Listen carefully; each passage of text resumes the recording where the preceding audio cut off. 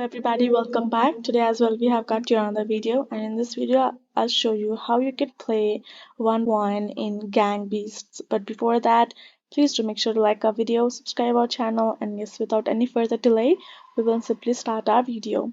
So for that matter, the very first thing would be simply for you to access your particular Gang Beast app on the laptop or on the computer of yours. Once you have done so, you will be able to find this kind of interface right over here, right? Afterwards, all you have to do is go to your lobby and simply invite your friends as well. So here in this section, the key for the private and public lobby, okay, the customized lobby is different for every platform that you play on. So for the computers, you can type in O. You can press the O button and you will have to choose a public or private room or lobby. Make sure you choose the private one.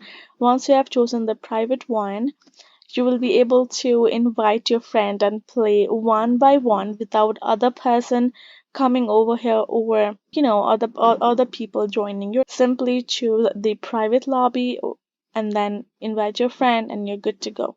You can play. So that is a simple way for you to do so. Hope this video was helpful to you all. Thank you so much for watching, and yes, I'll see you guys in our next video.